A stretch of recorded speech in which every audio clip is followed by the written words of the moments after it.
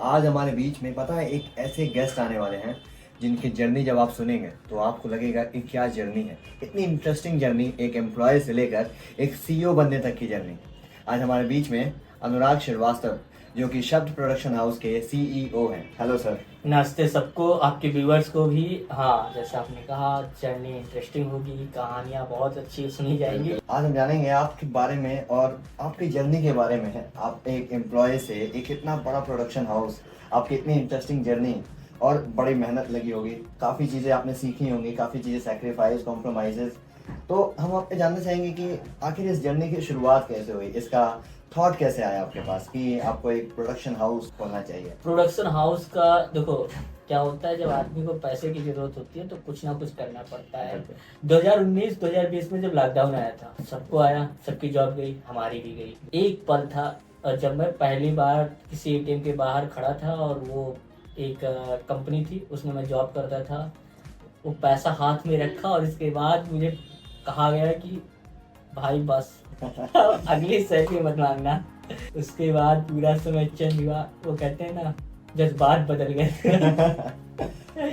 वो जज्बात जैसे ही बदला तो ये फील हुआ कि अब जैसे जॉब जाती है ना। अब मैं लखनऊ रहता हूँ और मेरा घर यहाँ से दूर है, बलरामपुर घर है मेरा। तो लखनऊ में मैं पापा से पैसा लेता नहीं था पहले। मेरी जॉब की सैलरी कम थी, बहुत ज़्यादा कम थी सैलरी। अगर मैं बताऊँगा तो हंसोगे, लेकिन मैंने आईटी की जॉब छोड़ के मैंने ये किया था, तो मेरी जॉब बहुत कम थी। मैंने 4,000 की नौकरी में कर रहा था उस समय। और जब लॉकडाउन आया तो मेरी जॉब छूट गई, एकाएक जॉब छूट गई।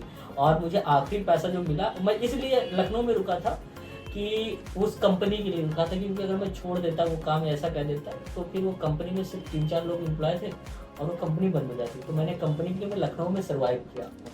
और लेकिन जब आखिरी पेमेंट हुआ, आखिरी सैलरी मिली, तो हमें ये कहा गया, क्योंकि उनके पास भी शायद पैसे नहीं थे, उनकी भी मजबूरी रहा होगा, मैं उनको कुछ देना ही नहीं करता हूँ, लेकिन हाँ ये कहा गया कि भाई बस अब इसके बाद पैसे रखना है।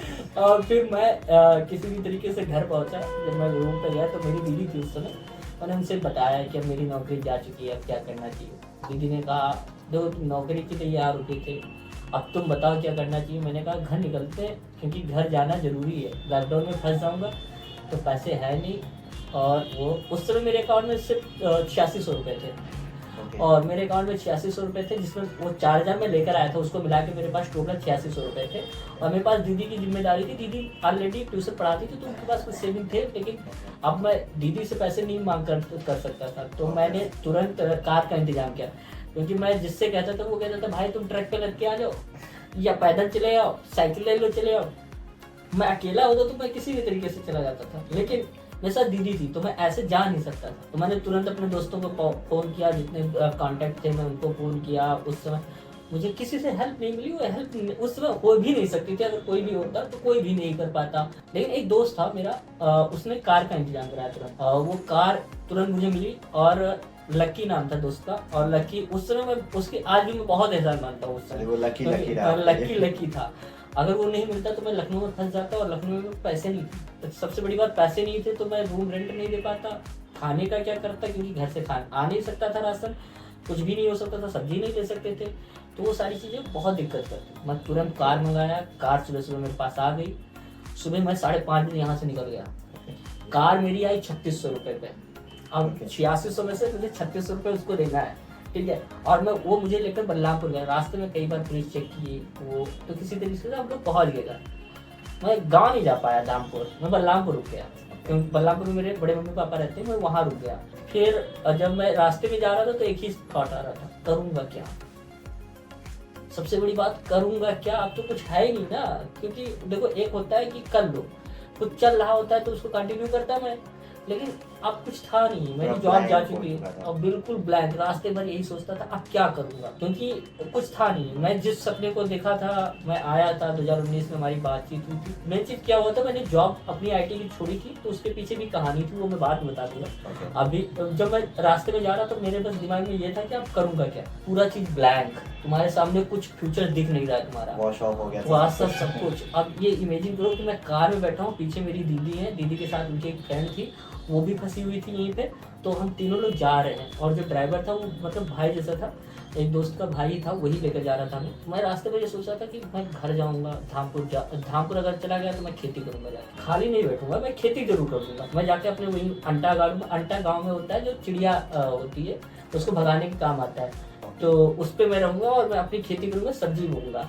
मैंने ये सोच लिया था मैं सब्जी बोऊंगा, खेती करूंगा, कुछ ना कुछ तो मैं करूंगा, क्योंकि मैं करने का कीड़ा आप में शुरू अरे से। वो सिचुएशन ऐसा था कि तुम घर पे नहीं रह सकते हो, तुम ग्रेजुएशन कर चुके हो, वहाँ बाप जो तुम्हारे इंतजार कर रहे हैं कि लड़का, और फैमिली प्रेशर भी, फैमिली प्रेशर ऊपर से, और सेल्फ इंडिपेंडेंट भी बनना था। और यार मैं जा रहा था यहाँ से सब कुछ छोड़ के।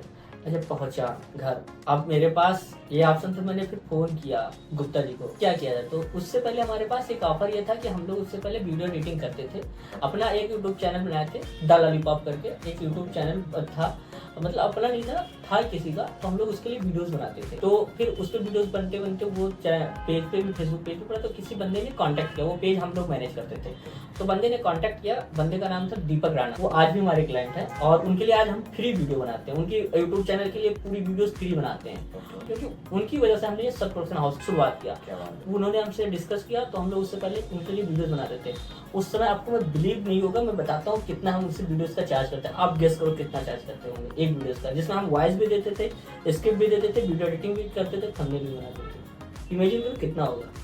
कोई भी लाइक 400-500 या फिर 400-500 नहीं था, 250 रुपए में मैं उनको पहला वीडियो डिलीवर करता था। Really? 250 रुपए में मैं उनको थंबनेल भी दे देता, वॉइस भी दे देता, वीडियो एडिटिंग भी देता, थंबनेल, इसके अलावा उनके चैनल को मैनेज भी करता था, चैनल पे अपलोड करता था, टैग डालता था, टाइटल डालता था, डिस्क्रिप्शन भरता था, और उनके फेसबुक पेज पे जाके वीडियो अपलोड करता था, सिर्फ 250 रुपए में। क्या बात क्योंकि हम लोगों को नहीं पता था मार्केट वैल्यू क्या है, क्योंकि हम लोग आईटी वाले अगर तुम वीडियो प्रोडक्शन में आते हो तो तुमको नहीं पता है क्या करना है, मार्केट की क्या वैल्यू है, तो हम लोग 250 रुपए उनको वीडियो देते, वही वीडियोस कंटिन्यू, मतलब उनको हम लोग मार्च में शुरुआत किए थे, और 1 तारीख या 2 तारीख को हमने शुरुआत किया था, मार्च 20 को ये लॉकडाउन लग गया। और ये मई तक चला, मई में हम लोग घर पहुंच गए थे, 3 तारीख 4 तारीख को हम मई में घर पहुंचे थे। सिचुएशन ये थी हमारे हाथ में कि कुछ था नहीं, हमने गुप्ता जी से डिस्कस किया क्या होगा, अब नए प्रोजेक्ट कहाँ से आएंगे, क्योंकि हमें प्रोजेक्ट लाने कैसे वो पता ही नहीं था, बिल्कुल आइडिया नहीं था हमको क्या करना है, कुछ भी नहीं पता था।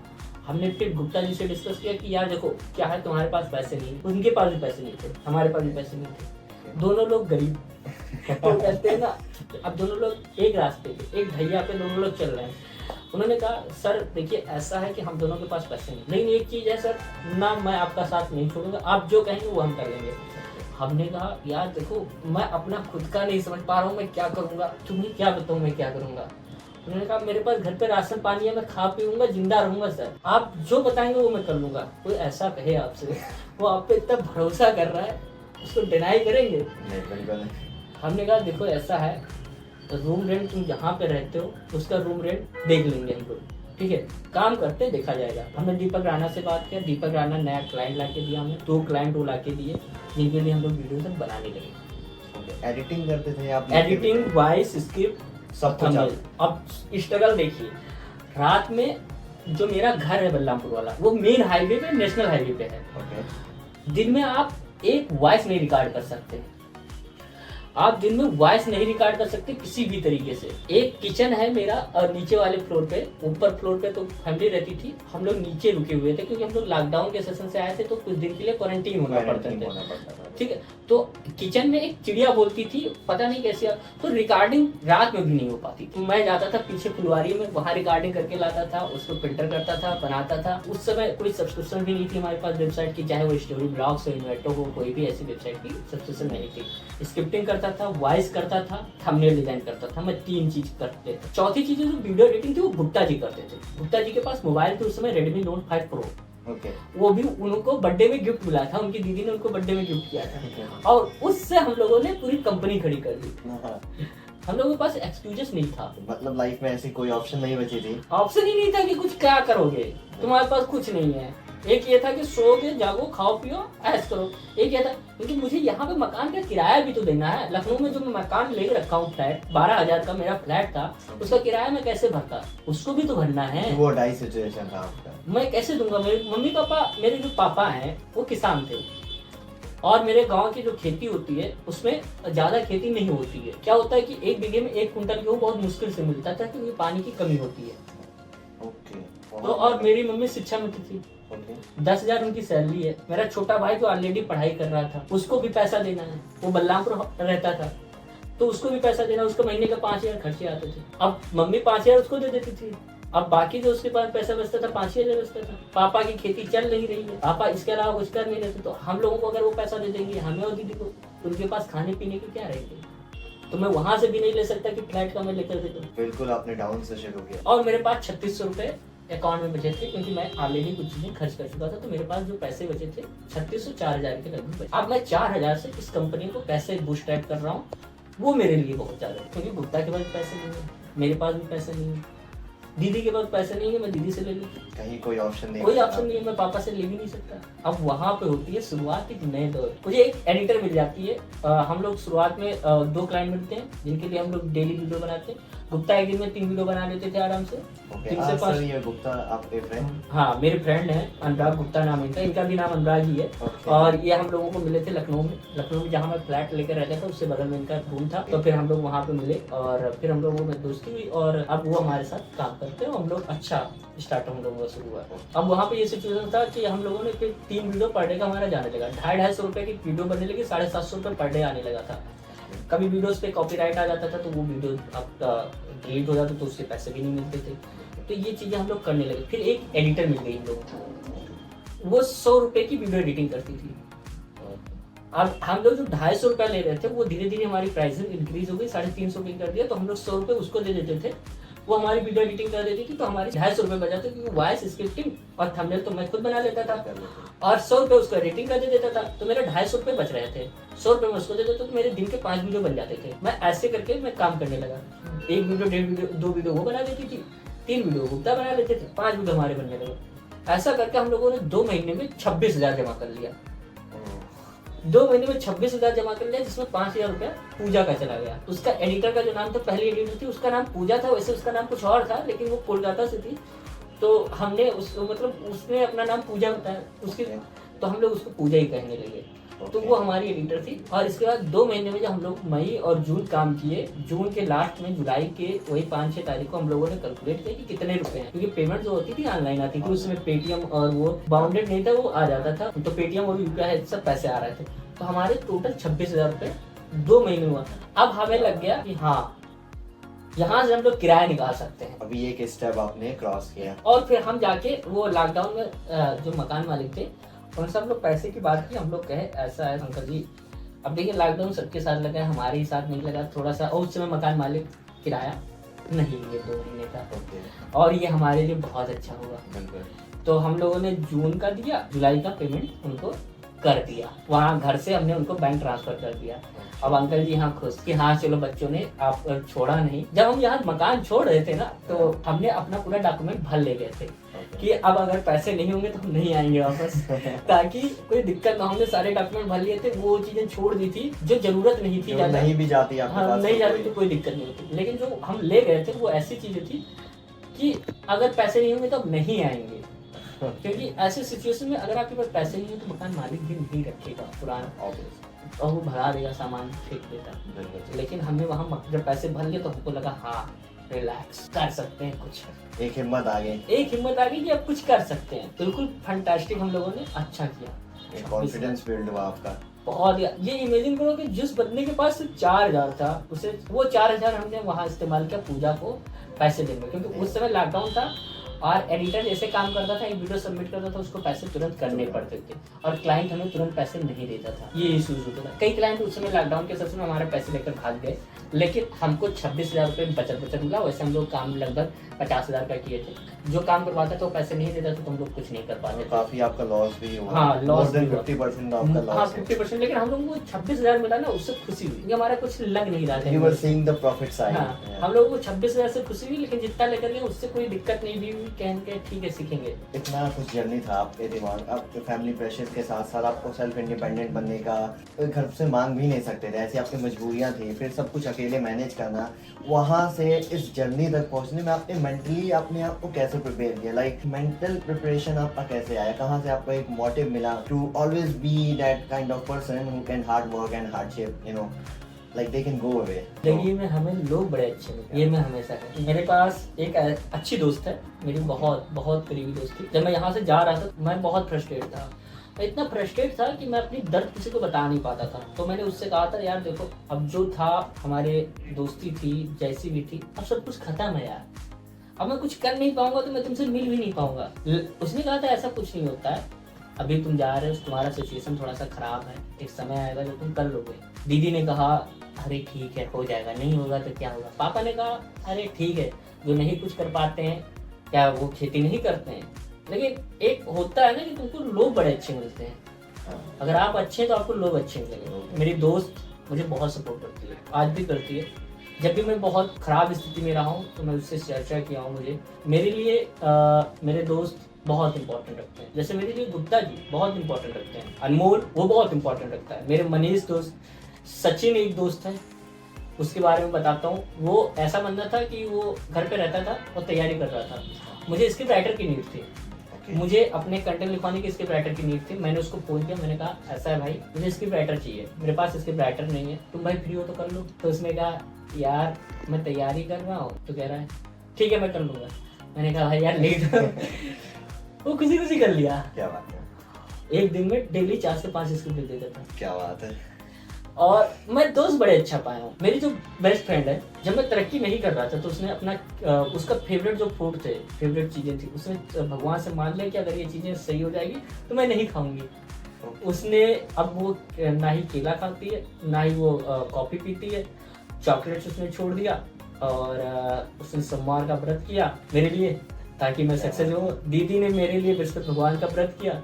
मम्मी ने जगह जगह पे पूजा चढ़ाया ताकि हम लोग सक्सेस कर पाए। गुप्ता जी मंगलवार का व्रत करते हैं। क्या बात है। मैं खुद विष्णु भगवान का भक्त हूँ। ओके। और अनमोल जी हर सावन सोमवार रहते हैं, नवरात्र रहते हैं ताकि हम लोग सक्सेस कर पाए। तो हम लोगों को भगवान की बड़ी दृष्टि गई है। हर दशहरे का जब होता है सेशन, तो जो दुर्गा जी का पंडाल जब जाता है तो देखते हैं कितने लोग भूखे प्यासे होते हैं, पानी। तो हमारे बल्लापुर में वो पंडाल लगता है, हम लोग पानी पिलाते हैं सबको। चने उन्हें तो सब खिला देते हैं, लेकिन पानी कौन पिलाता है, सबसे ज्यादा इम्पोर्टेंट ये होता है। तो हम लोग उनको पानी पिलाते थे। और वो पतासे लैया, और वो कभी हलवा बन गया, कभी पूरी सब्जी बन गई, तो उसके साथ साथ पानी पिलाते थे। वो सेशन भगवान की दृष्टि हमारे ऊपर बनी रही है। और दुर्गा जी का हमारे घर पे देवता बाबा जिसको बोलते हैं, उनकी बड़ी दृष्टि रही है। तो विष्णु भगवान की कृपा रही है। तो ये कह सकते हो कि टाइम पे स्पिरिचुअल हो गया, दोस्तों का साथ रहा है, बहुत अच्छा। काफी लोग भी आपको अच्छे मिलते गए, अच्छे लोग मिलते गए हमें, बहुत। फैमिली का भी काफी मेंटली सपोर्ट था। हाँ, ये कह सकते हो कि दोस्तों का बहुत रहा है। फैमिली को इसके बारे में कुछ ज्यादा जानकारी नहीं है, इस फील्ड के बारे में, तो उनको क्या ही। हाँ। बस ये था कि हाँ जब जब हमें नीड पड़ी है तो सबने सपोर्ट किया है। हम जहाँ ऑफिस ले रहे थे तो मुझे पैसे की नीड थी, मैंने पापा से कहा। पापा ने एक जमीन बेचा था, वो जमीन ऐसा था कि विवादित था, तो पापा ने उसको बेचा था। तो उनके पास सेविंग वो रखी हुई थी, तो उन्होंने वो मुझे दे दिया था पूरा, कि ताकि तुम ऑफिस ले पाओ। मैंने वो ऑफिस ले लिया था। तो कह सकते हो कि फैमिली भी सपोर्ट की है, बहुत सपोर्ट। मेरी दीदी के पास सेविंग था, 2.5 लाख रुपए तक सेविंग था। मैं एक प्रोजेक्ट शुरू कर रहा था बनारस में हमने शूट करवा रहा था। वहाँ लगभग 10 से 12 लाख रुपया लग गया हमारा।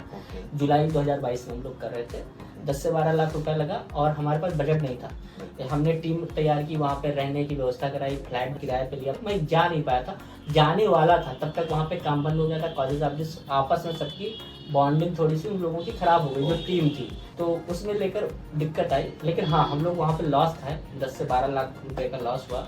उस समय दीदी ने सपोर्ट किया, 2.5 लाख रुपए तक दीदी के पास सेविंग था, उन्होंने दिया हमें। कुछ और पैसे मेरे पास सेविंग थे, वो सब हम लोग। लेकिन वहां से हम लोगों को एक चीज ये तो पता चल गया था, जिन चीजों पे तुम एक्टिव नहीं हो सकते, जहाँ पे तुम एबल नहीं हो सकते, वो चीजें ना करो अगर तुम स्टार्ट में हो तो हमने कभी शूट पे ट्राई नहीं किया। अभी भी जब भी हम शूट करवाते हैं तो किसी एक ऐसे बंदे को ढूंढते हैं जो पूरी चीज़ों को मैनेज कर पाए।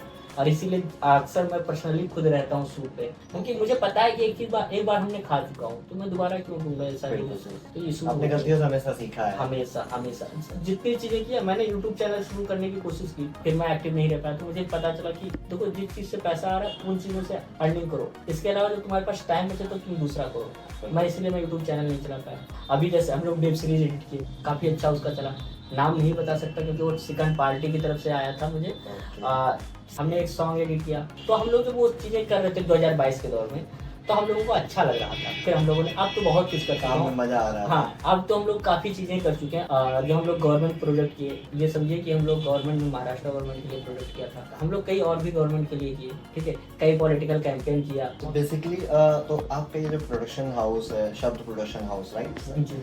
तो इसमें आपका बेसिकली लाइक वर्क मोटिव क्या है, आपका मिशन क्या है इस प्रोडक्शन हाउस को लेके? आगे का क्या, कैसे जर्नी आपने सोच रखा है, प्लानिंग्स क्या है? आप लोग लाइक किस वर्क पे ज़्यादा फोकस करते हो? कौन से काम हैं लाइक जिसमें आपकी वर्क प्रोडक्शन हाउस एक्सपर्ट है, उसके लिए वो जाना जाएगा कि हाँ ये प्रोडक्शन हाउस में ये काम सबसे बेस्ट होता है? ऑब्वियसली सब में बेस्ट करता होगा, लाइक हर चीज़ में फील्ड में बेस्ट होगा, बट हर चीज़ की एक एक्सपर्टीज़ होती है। जैसे आप भी कोई ना कोई चीज़ की एक एक्सपर्टीज़ है। बेसिकली उसका मिशन क्या है, क्या काम करता है शब्द प्रोडक्शन हाउस? थोड़ा सा आप हमें बताएं। बेसिकली हम लोग वीडियो प्रोडक्शन पे फोकस कर रहे हैं। ओके। वीडियो प्रोडक्शन पे हमारा मेन मोटिव है कम से कम कॉस्ट में नए यूट्यूबर्स, पुराने यूट्यूबर्स सबको अच्छी वीडियो रेटिंग्स प्रोवाइड करें, कंटेंट प्रोवाइड करें, ताकि वो बजट फ्रेंडली अपना वर्क करवाएं, क्रिएटिविटी हमारी अच्छी यूनिक रहे, तो ताकि आपके व्यूअर्स एंगेज रहें आपके साथ। आपके अगर कमर्शियल एड्स हैं तो आपके कम बजट में वीडियोज जाएं। बजट पे हम काम ज़्यादा करते हैं, 100% क्लाइंट सेटिस्फैक्शन होना चाहिए। इसके अलावा हमारा जो मेन मोटिव है, हम चाहते हैं फ्यूचर में जो भी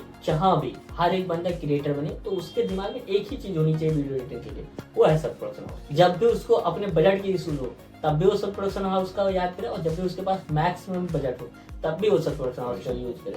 क्योंकि हम कम बजट में भी काम करके आपको देते हैं, हाई बजट में भी देते हैं, क्वालिटी से नो कम्प्रोमाइज। ओके, जैसा बजट वैसी वैसी क्वालिटी। लेकिन हाँ, आपको सेटिस्फैक्शन 100% देंगे, फिर चाहे वो कम बजट हो या फिर जो हाई हम बजट। आपको पहले ही बता देते हैं, ऐसी क्वालिटी वीडियो मिलेगी आपको, और इससे 1% नीचे नहीं दूंगा, इससे 1% ऊपर दे सकता, नीचे नहीं दूंगा। ओके, मतलब किसी भी तरह का होप नहीं, जो है सब कुछ स्ट्रेट फॉरवर्ड। बिल्कुल, जो चीजें हम पहले ही बता देते हैं, ये चीजें आपकी नहीं हो पाएंगी, नहीं हो पाएंगी। पहले जो हम लोग काम करते थे, हम लोग एक सैंपल फ्री देते थे, आप सैंपल चेक करो। आज भी सैंपल हम पहले बना के दे देते हैं, क्लाइंट को पसंद आता है तब हम लोग उस पर वीडियो काम बनाते करते हैं। हैं। ओके। जैसे आप हमारे पास आए, अगर आपको पता होगा कि आपकी वीडियोज कैसी बनेगी, तब आपको ज़्यादा अच्छा लगेगा। बिल्कुल। अगर आप YouTube चैनल्स के लिए अपने वीडियोस बना रहे हैं, मैंने आपको एक शॉर्ट्स बना के सैंपल में दे दिया अच्छा सा। इमेजिन करिए आपका शॉर्ट्स एक अच्छा सा सैंपल बन के आपको मिल गया, आप उसको अपने चैनल पे अपलोड करोगे, आपका चैनल बूस्ट पे उसको क्वालिटी दिख जाएगी, लोगों को व्यूअर्स का कमेंट आ रहा है, अच्छा सा वीडियोस बन के जा रहा है, आपके व्यूअर्स भी खुश, आप भी खुश। अब आप हमें ऑर्डर देंगे ज़्यादा। ओके। हमारा काम देख लो,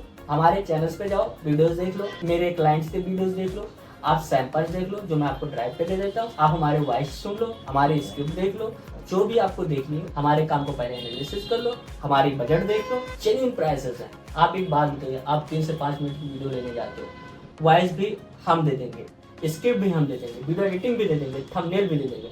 सोचिए बजट क्या होगा। 2 से 3 हज़ार में भी, जैसा कि मैं इस फील्ड में एक्टिव हूँ, मुझे लगता है 2 से 3 और हज़ार। अगर मैं बोल दूँ 2 से 3 से भी कम में दे दूंगा तो आई थिंक मेरे लिए बेस्ट होगा।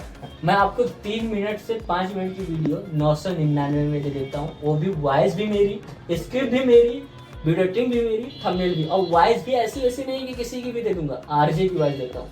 क्या बात है। एआई की भी नहीं, आरजे की वॉइस, वो भी बेस्ट वाली। ओके। अब सोचो, आपको जब मैं इस प्राइस में ये सारी चीजें प्रोवाइड कर सकता हूँ, तो आप खुश होंगे कि नहीं हमसे? बिल्कुल सर, कस्टमर पूरा सेटिस्फाई होगा। लोगो डिजाइनिंग की मार्केट प्राइस सब लोग, कोई 1000 लेता है, कोई 1500 लेता है, कोई 4000 लेता है, कोई 5000 लेता है। हमारे यहाँ सोचिए कितनी की होगी। वाह, क्या बात है। हम 600 रुपए का देते हैं लोगों, स्टार्टिंग प्राइस सिर्फ 600 रुपए। तो काफी है, मतलब कस्टमर के लिए आप लोग काफी सोचते हो। आप सेटिस्फाई नहीं हो, आप करेक्शन करवाना चाहते हैं, हम आपको एक करेक्शन फ्री दे देंगे। अगर आपको उसमें भी थोड़ी सी मिस्टेक आ गई, सर कर दीजिए, हम कर देते हैं, क्योंकि आप हमारे रेगुलर क्लाइंट हैं, तो हम उसके एक्स्ट्रा चार्जेस कुछ भी नहीं लेते हैं, सब इसके कोई एक्स्ट्रा चार्जेस मतलब अगर कोई काम में गलती से उन्हें लगा ये चीज हमको बदलवाना है, या फिर तो हम ऐसा कर देंगे, तो बिना कुछ भी आप मत पे करें, हम आपको चेंजेस फ्री दे देंगे। क्या बात है दोस्तों।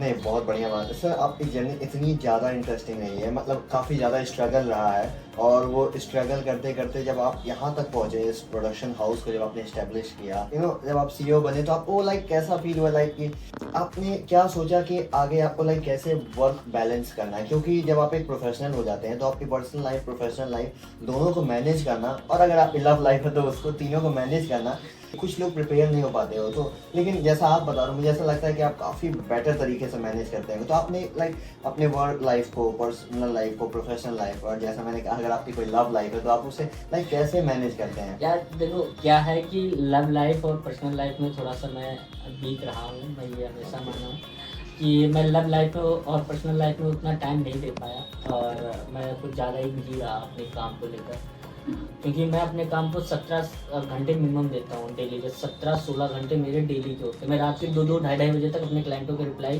क्लाइंट मेरे कनाडा के हैं उनके मैसेज के मैं रिप्लाई दे देता हूँ, ऑस्ट्रेलिया के होते हैं उनके रिप्लाई देना, न्यूजीलैंड के, तो मैं क्लाइंटों के रिप्लाई में फंसा रहता हूँ। मेरी पर्सनल लाइफ थोड़ी सी उन चीज़ों का रहा है इशू, और मैं इसी चीज़ को मैनेज करने के लिए इधर काम कर रहा हूँ ताकि मैं अपनी पर्सनल लाइफ को भी मेंटेन रख पाऊँ।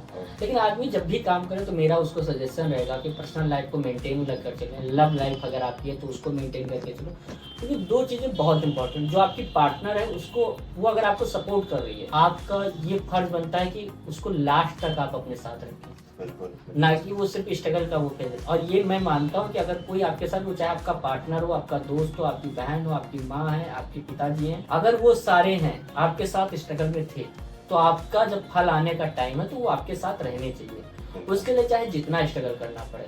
मैं सबको कहता हूँ कि जब मैं सक्सेस हूँ तो मेरे साथ स्टेज पे आप अवार्ड लेने जरूर आए, और मैं उसी चीज़ का इंतजार करता हूँ कि जिस दिन मैं अच्छी जगह पे पहुँचा और मैं अवार्ड लेने नेशनल पे गया, तो मुझे चाहिए कि मेरी फैमिली मेरे साथ हो, मेरे पार्टनर मेरे साथ हो, मेरे दोस्त मेरे साथ हो, मेरी टीम मेरे साथ हो। जो जो जिसका क्रेडिट बनता है आप सबको लाइक उसका क्रेडिट चाहते हो कि उसको मिले, और हर चीज़ों को आप चाहते हो कि मैनेज जितना हो पाए आप बिल्कुल कोशिश करते हो कि मैनेज हो जाए। हर कंपनी हायरिंग पे पहले ये क्वेश्चन पूछती है कि 5 साल बाद आप अपने आप को कहाँ कहाँ देखते देखा जाए? हो। मैं उल्टा पूछता हूँ, आप 5 साल बाद कंपनी से क्या एक्सपेक्ट करते हो? मेरा सवाल है सिंपल सा कि अगर आप मेरे साथ 5 साल हो तो मेरा फर्ज बनता है कि मैं 5 साल बाद आपको जिस पोजीशन पे हो उससे 5 गुना तो मैं देखूंगा, अगर वो काम अच्छा करता है। काम अच्छा करते तो। जब आप हायर करते हो तो आप ये सवाल उनसे पूछते हो, हायरिंग का प्रोसेस क्या है सर आपके प्रोडक्शन हाउस का? जैसे हर कंपनी के अपने प्रोसेस होते हैं, वो एक पूरी फॉर्मेलिटी और प्रोसेस के साथ होते हैं, तो आपके लाइक इस प्रोडक्शन हाउस का, सब प्रोडक्शन हाउस का ये प्रोसेस क्या है? मतलब आप क्या एक्सपेक्टेशन रखते हो अपने एम्प्लॉय से जब वो आपके पास एक इंटरव्यू या फिर जॉब के लिए आता है? तो सब प्रोडक्शन हाउस में हायरिंग की तो कोई मतलब डिग्री नहीं मांगता। पहली चीज़ हम डिग्री नहीं मांगते। आप इंटर पास हो तब भी रख लेंगे, आप बी हो तब भी रख लेंगे, ग्रेजुएशन में BSc की हो, BCom की हो तब भी रख लेंगे। हमारा मेन इंपॉर्टेंट है स्किल। अगर आपको वीडियो एडिटिंग आती है तो हम रखेंगे, अगर आपको ग्राफिक डिजाइनिंग आती है तो हम रखेंगे, आपको वॉइसिंग आती है, स्क्रिप्टिंग कर लेते हो, अच्छी बात। हमारा मेन मोटिव है कि आपको स्किल आना है। अगर आपको स्किल आता है, आप हमारा स्किल टेस्ट होता है उसको पास करो, आप इंटरव्यू के लिए आओ, कुछ क्वेश्चन पूछेंगे क्योंकि वो इंपॉर्टेंट होता है। हम आपको समझें, आप हमें समझें, और फिर हम आपको ज्वाइन कराते हैं। कोई भी अप्लाई करना चाहता है हमारी वेबसाइट पे भी जाकर कंपनी के बारे में थोड़ा सा रिसर्च करके अगर आएंगे तो उनके लिए भी हेल्पफुल रहता है और आपके लिए भी। अब देखिए, अगर आप मेरे बारे में नहीं जानते, मेरी कंपनी के बारे में नहीं जानते, तो आप कैसे अपना फ्यूचर देखोगे? बिल्कुल वो बहुत ज़्यादा जरूरी। मेरी ही नहीं, किसी भी कंपनी में जाओगे तो आपको जानना पड़ेगा। हर एक कंपनी चाहती है उनकी कंपनी के बारे में जानो, उनकी लैंग्वेज जो स्किल अगर आप दिखाते हो तो ज़्यादा प्रेफरेंस देते हैं, ठीक है। हर एक कंपनी में इंग्लिश को सबसे ज़्यादा इंपॉर्टेंस दिया जाता है। मैं ऐसा कुछ भी नहीं मानता। मैं मानता हूँ आपको काम आना चाहिए, आपकी लैंग्वेज मैटर नहीं करती। हिंदी इंग्लिश में जो भी बेस्ट है कोई भी स्किल मैटर करता है। स्किल मैटर करता है मेरे लिए, बहुत ज़्यादा मैटर करता है। एक कंपनी के एम्प्लॉय का टैलेंट अगर काम आएगा तो वही तो कंपनी को आगे बढ़ाएगा। आपकी क्रिएटिविटी मेरे लिए मैटर करती है, आपकी थिंकिंग मेरे लिए मैटर करती है। क्या बात। मैं एम्प्लॉय को हायर करता हूँ तो मैं उसकी सोच को देखता हूँ कि वो क्या विजन रखता है। वो ऐसा ना हो कि कल को आया है, बैठा है कुर्सी पे, जा भी नहीं रहा है, काम भी नहीं कर रहा है। क्रिएटिविटी होनी चाहिए बंदे में। एक पोजीशन पे है, उस पोजीशन से उसको ऊपर जाना है, क्रिएटिविटी दिखानी होगी। अब क्योंकि वीडियो एडिटिंग में क्रिएटिविटी बहुत इंपॉर्टेंट होती है। ये पूरा फील्ड ही क्रिएटिव के लिए जाना जाता है, चाहे वो स्क्रिप्ट राइटिंग हो, एडिटिंग हो या वॉइस ओवर हो। बहुत ज़्यादा इंपॉर्टेंट है। बिल्कुल सर। सर आपका इतना अच्छा विजन है लाइक, और इसी विजन के साथ आप यहाँ तक इसीलिए पहुँचे हो क्योंकि आप इतनी एक अलग सोच रखते हो, एक अलग थॉट रखते हो। और आई थिंक अगर आपको मार्केट में या फिर आपको कहीं भी किसी भी फील्ड में आगे बढ़ना है तो अगर एक अलग अलग सोच होता है या डिफरेंट थॉट होता है जैसा आप रखते हो सर, आपका इतना विजन रहा है। बट सर लाइक इस विजन और इस थॉट के साथ जो आप क्लाइंट्स होते हैं उनके बिना ये पॉसिबल नहीं था, क्योंकि इस फील्ड में ऑडियंस इतना ज़्यादा मैटर करती है कि उनके बिना शायद ये फील्ड कुछ नहीं है। तो आप क्लाइंट को, कस्टमर को कैसे रीच किया, क्या प्रोसेस था वो आपका कस्टमर तक पहुँचने का? कई लोगों ने पूछा कि क्लाइंट कैसे लाते हो? मैंने कहा जितना जिसका पावर उसको उतना ही क्लाइंट। तो हंसी मजाक अलग जगह है, लेकिन मैं बताता हूँ मुझे दोस्त बड़े अच्छे मिले हैं। वो कोई भी हो, कहीं भी हो। मैं दिल्ली में मेरे इतने दोस्त हैं, इतने क्लाइंट हैं, हर एक क्लाइंट को मैं अपने दोस्त की तरह, अपने भाई की तरह, अगर बड़ा है मुझसे तो बड़े भाई की तरह। मेरे कई क्लाइंट ऐसे हैं वो मुझे हमेशा डांटते रहते हैं काम को लेकर कि तुम ये विजन तुम्हारा, अभी तक इतने ही लोग क्यों पहुंचे तुम्हारी टीम में, इतने ही मेंबर क्यों, तुम टीम क्यों नहीं बढ़ा रहे हो। मुझे अच्छा लगता है कि मुझसे ज्यादा मेरे क्लाइंट को टेंशन है मेरी करियर की। जब मुझसे पहली बार मिले तो उन्होंने कहा तुम यंग हो, तुम्हारा करियर ब्राइट है, मैं तुमको क्लाइंट और सजेस्ट करूंगा, तुम काम अच्छा करो। मैंने उनके लिए जब काम किया तो मुझसे बहुत प्रभावित हुए। आज वो मुझे लगभग 10 से 12 क्लाइंट दे चुके हैं।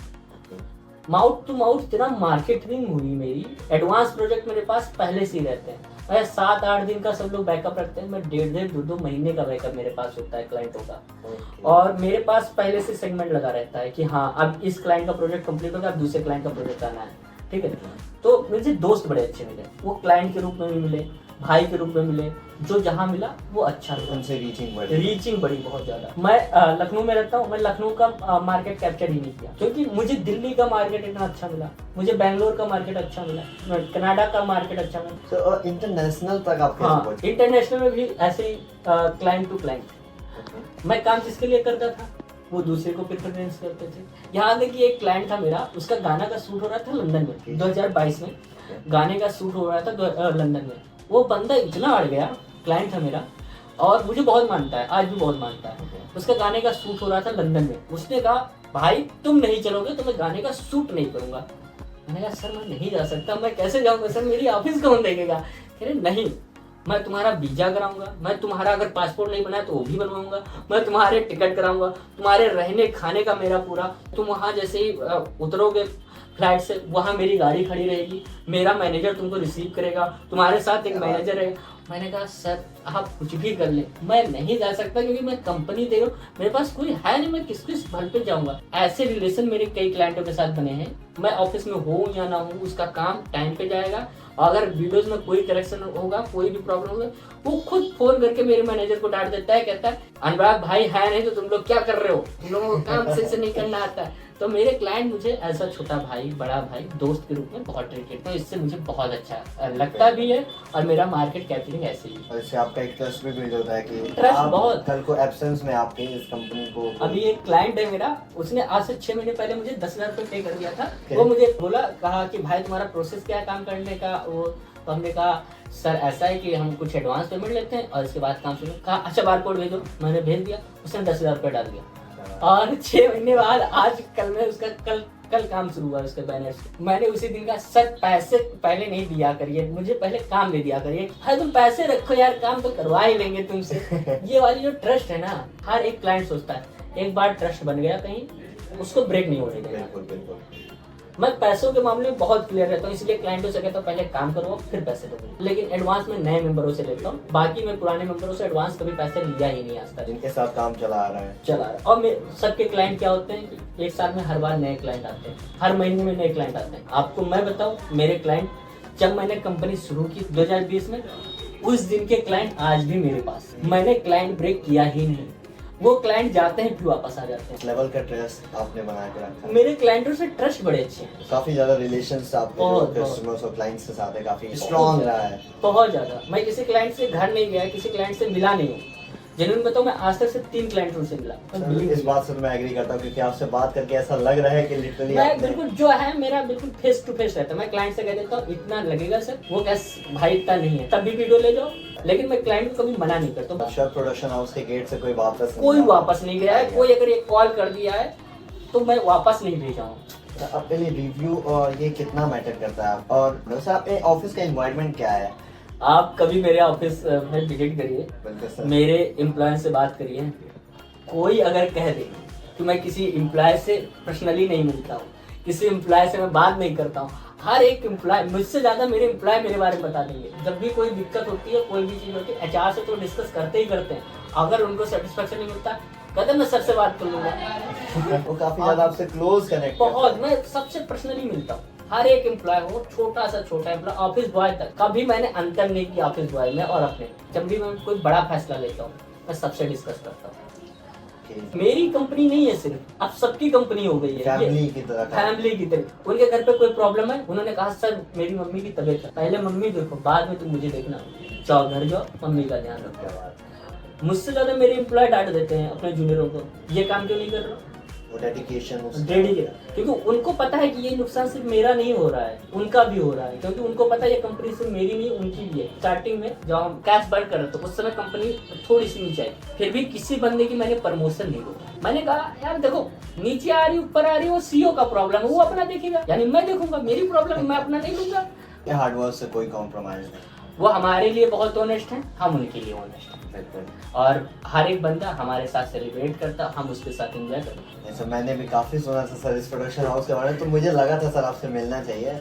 एंड लिटरली आपकी जर्नी आई थिंक इतनी ज़्यादा इंस्पायरिंग नहीं है कि जो भी एक मुकाम पाना चाहता है या फिर इस तरह का एक अपना मंजिल पाना चाहता है, आई थिंक उसके लिए आपकी जो स्टोरी है वो स्टोरी नहीं होगी बल्कि उसके लिए एक इंस्पायरिंग मोमेंट होगा। ये सुनने के बाद जब वो आपको सुनेगा, वो आपकी जर्नी को जानेगा, तो आई थिंक उसे लगेगा कि यार आई कैन ऑल्सो डू। अगर वो इंसान जो विलेज से आके लाइक जिसके घर में एक फाइनेंशियल कंडीशन इस लेवल तक हो गया था, आप पे ही प्रेशर नहीं था बल्कि आपके घर वालों पे भी था कि उनकी जिंदगी अब कैसे चलेगी, क्योंकि गाँव में एक कहावत होती है ना, जब लड़के का पैर पिता के जूते में आ जाए तो घर की जिम्मेदारी लड़के के सर पे आ गई। तो वही चीजें हो जाती। अभी जर्नी तो शुरुआत हुई, अभी कोई ऐसी बड़ी तरक्की नहीं लगी है, लेकिन हाँ अगर आप स्टेप बाय स्टेप करते हैं तो आपको ये चीजें मिलेंगी। जब हम एक मोबाइल से कंपनी शुरू कर रहे थे उस समय हमारे दिमाग में सिर्फ मोबाइल था, मेरे पास लैपटॉप था, गुप्ता जी के पास मोबाइल था, और उस बीच में गुप्ता जी का मोबाइल गिर भी गया था नाले में।